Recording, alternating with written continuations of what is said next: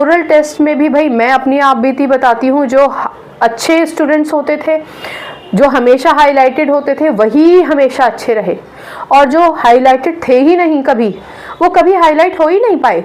जबकि आज जब हम देखते हैं तो वो बच्चे जो बहुत बेहतरीन करते थे मार्क्स लेकर आने के सिस्टम में, वो शायद ज़िंदगी में उतना अच्छा नहीं कर रहे हैं जितना बैक बेंचर्स अच्छा करते थे।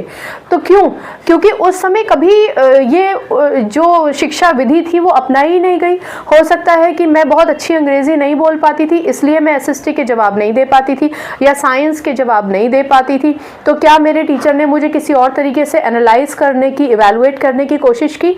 तो अब जो एजुकेशन मेथड है उसमें आपके पास अलग अलग टेक्निक्स हैं, पढ़ाने के भी और इवेलुएट करने के भी। अब पढ़ाने के क्या है, आप एक मॉडल लेकर आ गए, आपने एक एक्सपेरिमेंट करा दिया।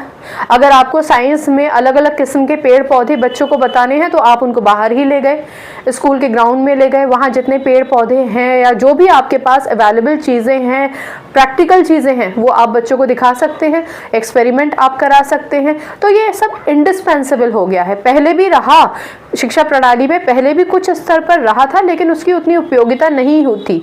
अब हर चीज़ में कंपल्शंस हो गए हैं, तो वो बेहतर एक अच्छी टेक्निक हो जाती है। हम कंटिन्यूस असेसमेंट भी लेते हैं, कभी हम ओरल लेते हैं, कुछ क्लासेस में टीचर्स और क्रिएटिव चले जाते हैं, अंताक्षरी खेल लेते हैं, गाने वाली नहीं, आंसर्स की अंताक्षरी खेल लेते हैं, या जो बुलेट पॉइंट्स होते हैं उनसे संबंधित इंपॉर्टेंट चीज़ें।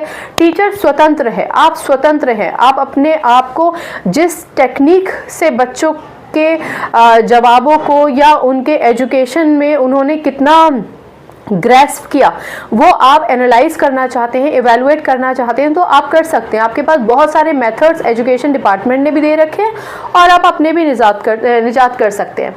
फिर साइकोलॉजी, मनोविज्ञान अगर हमने बच्चों का समझ लिया तो ये दो चीज़ें तो हम पा लेंगे। अब उसके बाद बालकों के बारे में जानकारी प्राप्त करने में सहायक। देखिए, मैं अपने सारे टीचर्स फ्रेटर्निटी को ये कहती हूँ कि अगर आपके क्लास में 40 स्टूडेंट हैं तो एक्चुअल में आपको उन 40 बच्चों के फियर, उनकी स्ट्रेंथ, उनके सिबलिंग्स, उनके पेरेंट्स, सब चीज़ें पता होनी चाहिए, जो सिर्फ आपको पता होंगी कि वो बच्चा किस स्थिति में कौन से चैलेंजेस से जूझ रहा है।